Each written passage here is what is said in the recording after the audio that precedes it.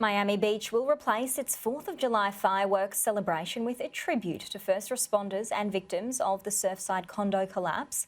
Residents are being urged to shine a light in a symbolic gesture of unity.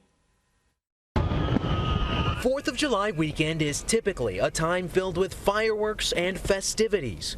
But after the tragic building collapse in Surfside, for so many in South Florida, it doesn't feel like a time for celebration. Right now, I don't think it's much time to partying. Some neighboring cities and municipalities canceling their fireworks shows and events out of respect for the families impacted by the tragedy, including Bal Harbour, Aventura, North Bay Village, and Miami Beach. We sort of felt it just didn't make any sense in the world for us to be hosting these vibrant celebrations, even about America, while there are so many people, feeling incredible grief, anguish, uncertainty. Instead, Miami Beach's mayor asking city residents to join in on a moment of unity Saturday night. We're asking people, I think at 9 p.m., to turn on a light, a cell phone light, a candle or whatever, flashlight, whatever it is. And this is just an expression of that we're with you. To the extent that can make people feel a little bit better.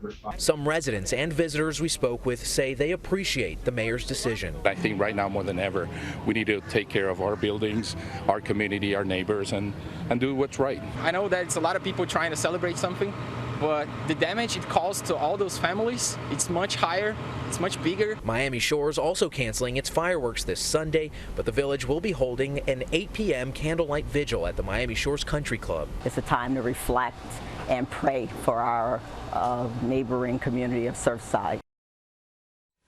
The United States has taken a decisive step towards ending the Afghanistan war, leaving the airbase that for 20 years has been the heart of their operations against the Taliban. President Joe Biden's pledged to complete a full troop withdrawal by September 11. But after thousands of lives lost, there are concerns Afghanistan could descend into a civil conflict. Market stalls and shops now hug the sides of the Bagram army base. The concrete blast barriers shielding a now deserted airfield, once the centre of US operations in Afghanistan. The airfield's now been handed over to the Afghan security forces without ceremony and without any official announcement. Afghan soldiers have been busy mending a breach in the perimeter after looters got inside. Most NATO forces have quietly left this week, months ahead of the American president's promise they'd be gone by September the 11th, after 2 decades.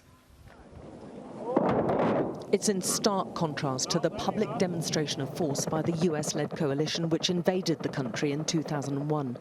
The coalition toppled the Taliban regime, which was sheltering Osama bin Laden after the 9/11 attacks, promising to bring democracy and security to the country. But after trillions of dollars spent on the war, thousands of soldiers and civilian lives lost, the country is still as insecure as ever. We've been given exceptional access to the Afghan Special Forces, the commandos.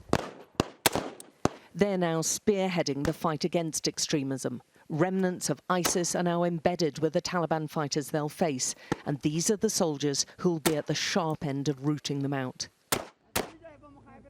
They're just training, but soon these commandos will be facing Taliban extremists for real. For the first time in nearly 2 decades, it'll be without international support.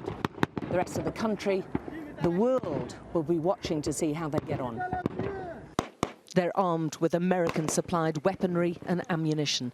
The training base was set up by their American and British partners. But even these elite forces have suffered some terrible losses in the lead-up to the international troop pullout. Hours before the Bagram base was vacated, the Taliban was posting videos on Twitter claiming hundreds of Afghan soldiers have been handing in their weapons and surrendering to them. Dozens of districts have fallen under Taliban control in the weeks after the US administration said its troops were leaving the country and before the conclusion of peace negotiations. Now there's growing anxiety about what that will mean amid fears it'll see a return to the extremist rule which saw women flogged, girls banned from school and public executions. The hasty military exit has alarmed those who worked with the international troops and who now fear being targeted by an empowered Taliban who see them as colluding with the enemy. He says when U.S. forces withdraw from Afghanistan, the Taliban will come and they will kill us. Yeah, my feeling is very bad. Security is tense in the country, with US intelligence warning weeks ago that the Afghan government could fall within months of the international troops departing.